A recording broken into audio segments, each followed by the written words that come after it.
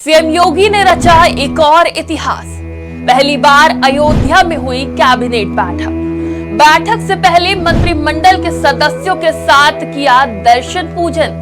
हनुमानगढ़ी में दर्शन कर ली सीएम योगी ने बैठक की अनुमति। मंदिर निर्माण का निरीक्षण और श्री राम के चरणों में नवाया शीश। कैबिनेट बैठक में कुल 14 अहम प्रस्तावों पर लगी मुहर। भूतो न भविष्यति, अर्थात न पहले कभी हुआ और भविष्य में न कभी होगा जो आज हुआ।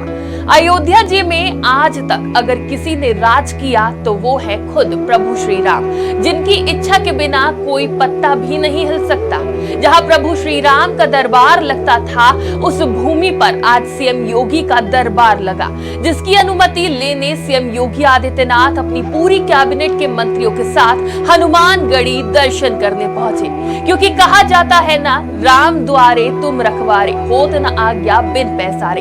यानी श्री रामचंद्र जी के द्वार के आप रखवाले हैं, जिसमें आपकी आज्ञा बिना किसी को प्रवेश नहीं मिलता।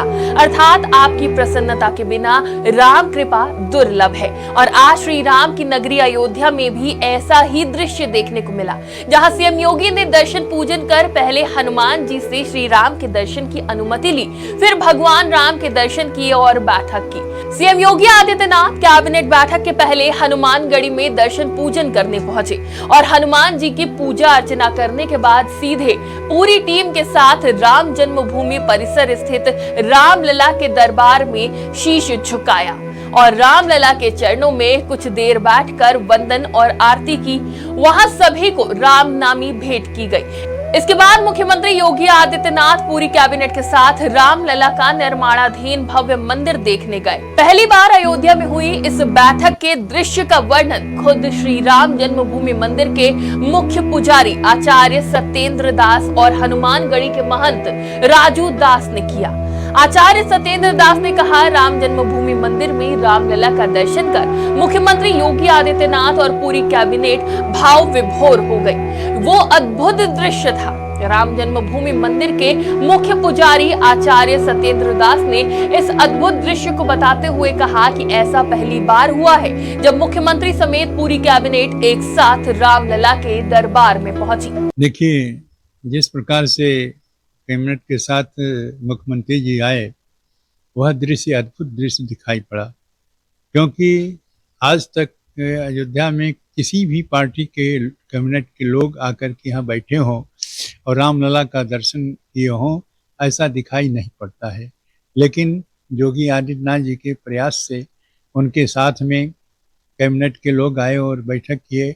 रामलला का दर्शन जिस जगह पहुँचे तो उनको ट्रस्ट की ओर से प्रसाद और रामनामी का दिया गया और उन्होंने दर्शन करने के पश्चात बहुत ही विभोर हो गए और बहुत ही शांति ढंग से और दर्शन का लाभ उठाए। दर्शन के समय में जो उनको देना चाहिए ट्रस्ट के माध्यम से, उसको रामनामी सभी लोगों को दिया गया जितने कैबिनेट के मंत्री थे, और प्रसाद दिया गया। प्रसाद देने के बाद में वो लोग वहाँ बैठ करके थोड़ी देर और रामलला का वंदन किए। वंदन करने के बाद में वो उठे और फिर उस भव्य मंदिर जो बन गया है उसको दर्शन करने के लिए चले गए। तो वहीं हनुमानगढ़ी के महंत राजू दास ने इसे गर्व की बात कहते हुए कहा, यही अयोध्या है जब निहत्थे राम भक्तों के ऊपर गोली चलती थी। यही अयोध्या है जहां 84 कोसी परिक्रमा करने जाने पर हम लोग जेल गए थे। यही अयोध्या है जब जय श्री राम कहने पर जेल जाना पड़ता था। यही अयोध्या है जब हनुमान जी महाराज के दरबार में पूरी कैबिनेट लेकर प्रदेश के मुख्यमंत्री हाजिर होते हैं। ये गर्व की बात है। महंत राजू दास ने आगे कहा, भूतो न भविष्यति, अर्थात न पहले कभी हुआ और भविष्य में न कभी होगा। ऐसा काम योगी आदित्यनाथ जी महाराज कर रहे हैं। उनका स्नेह और महाबली उनको ऐसी शक्ति प्रदान करते रहे।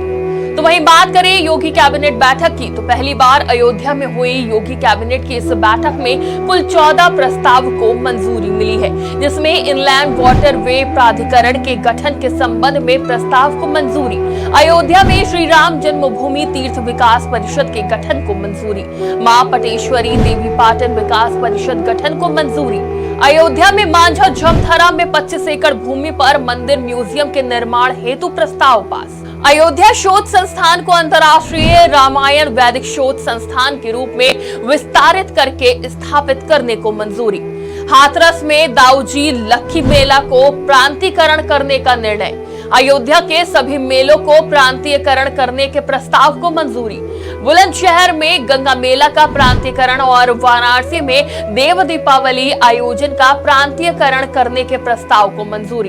प्रदेश में महिला स्वयंसेवी समूहों को उनके ही ब्लॉक में प्लांट लगाने के संबंध में प्रस्ताव को मंजूरी। ड्रोन पॉलिसी को मंजूरी। राज्य स्तर पर नियमावली लागू करने के संबंध में प्रस्ताव को मंजूरी। स्थानीय स्तर पर प्रशासन द्वारा क्रियान्वयन कराने के प्रस्ताव पास। अनुपूरक बजट के संबंध में शीतकालीन सत्र 28 नवंबर से आहूत करने के प्रस्ताव को मंजूरी। साथ ही अनुपूरक बजट के संबंध में मंजूरी दी गई है, जिसकी जानकारी खुद सीएम योगी आदित्यनाथ ने प्रेस वार्ता कर दी। केंद्र और राज्य दोनों डबल इंजन की सरकारों के सहयोग से कुल 178 परियोजनाओं के क्रियान्वयन की कार्रवाई चल रही है, जिस पर 30,500 करोड़ रुपए से अधिक की राशि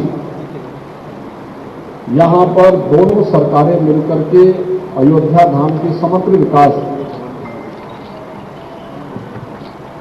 को आगे बढ़ा रही है।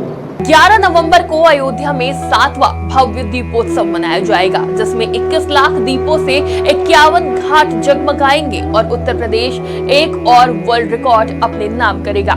लेकिन उससे पहले अयोध्या में हुई योगी कैबिनेट की पहली बैठक ने भी इतिहास के पन्नों में अपना रिकॉर्ड दर्ज करा लिया है, जिसे देख अयोध्या वासी ही नहीं बल्कि हर एक सनातनी भी गौरवान्वित महसूस कर रहा है।